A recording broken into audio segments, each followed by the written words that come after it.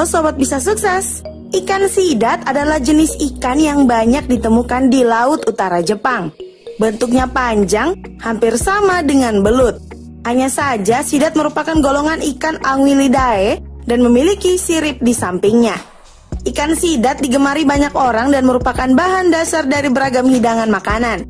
Namun, dikarenakan krisis nuklir yang mencemarkan Laut Utara Jepang dengan limbah radioaktifnya, impor ikan sidat semakin berkurang.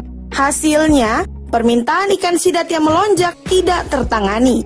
Hal ini merupakan kesempatan bisnis mandiri yang sempurna bagi para pemula, mengingat peluangnya yang besar, prosesnya yang mudah, dan modalnya yang tidak terlalu mahal ya.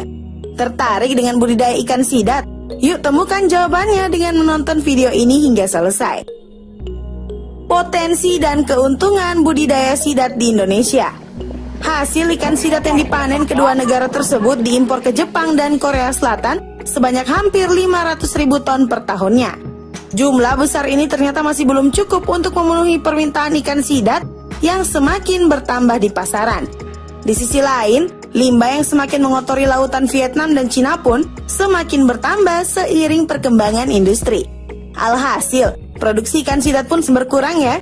Membuka kesempatan bagi kita untuk memasok sidat ke negara-negara yang membutuhkan. Kita pun tentunya akan lebih untung.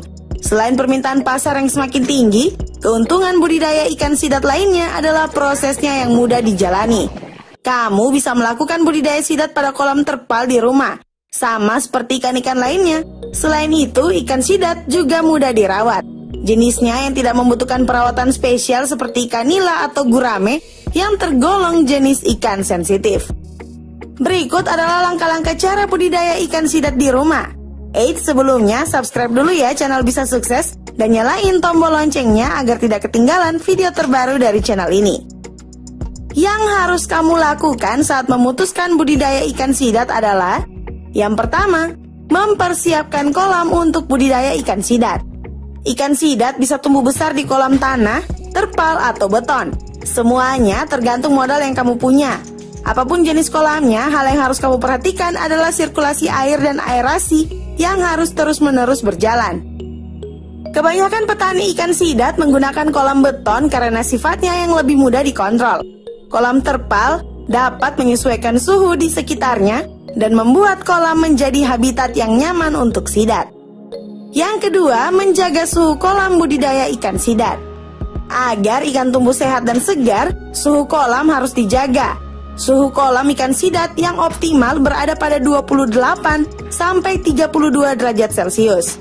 Suhu ini pun nanti disesuaikan dengan jenis ikan sidat yang akan kamu ternak. Yang ketiga, tingkat pH air harus normal. Tingkat keasaman atau pH kolam budidaya sidat harus berkisar sekitar 7 sampai 8. Karena sidat lebih suka habitat air yang mendekati pH normal. Tingkat pH kurang dari 7 tidak akan cocok untuk ikan sidat dan membuat mereka mudah stres. Untuk menaikkan tingkat pH kolam air akan diperlukan proses oksidasi yang dapat mengurangi kandungan oksigen dalam air.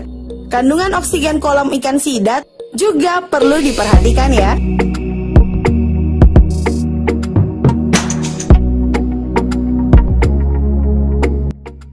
Yang keempat, pemilihan bibit ikan sidat. Proses budidaya ikan sidat ini mungkin adalah langkah yang tersulit. Mencari bibit tunggal ikan sidat tidaklah mudah, mengingat produsennya yang semakin berkurang. Bibit ikan sidat yang terbaik adalah bibit yang didapatkan langsung dari alam dan belum ada yang memijahnya. Ukuran bibit sidat tergolong kecil dan kondisi tubuhnya transparan.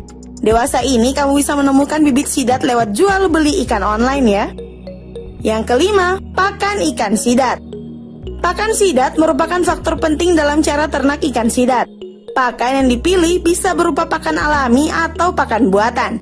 Pakan alami yang dimaksud adalah cacing sutra atau plankton. Sementara pakan buatan dibuat dari pelet yang disesuaikan dengan umur sidat. Pakan sidat tergolong padat dan akan menyebar ketika ditebar ke dalam kolam. Hal ini berpotensi membuat kolam terlihat lebih keruh dari biasanya. Maka dari itu, penting hukumnya bagi kamu untuk menambahkan suplemen organik cair GDM perikanan sebanyak 6 ml per meter kubik. Setiap seminggu sekali, suplemen ini akan memaksimalkan pertumbuhan plankton dan membuat air menjadi lebih jernih. Yang keenam, tahap pendedaran ikan sidat. Dalam ilmu budidaya ikan sidat terdapat 2 tahap pendedaran, yaitu untuk glass eel dan elver. Pendedaran untuk glass eel dilakukan di kolam fiber berbentuk bulat lebih baik dengan berkapasitas setidaknya 500 liter. Dengan masa pemeliharaan 45-50 hari, pada tebar sejumlah 20 ekor per liter, sampai ikannya mencapai 500 ekor per kilogram. Dalam masa ini, kamu harus mengganti air dengan sistem resirkulasi 75% setiap hari. Jangan lupa lengkapi kolam dengan bak filter, sinar UV, dan aerasi. Pendedaran kedua dilakukan ketika ikan sidat sudah terlihat memiliki pigmen unik.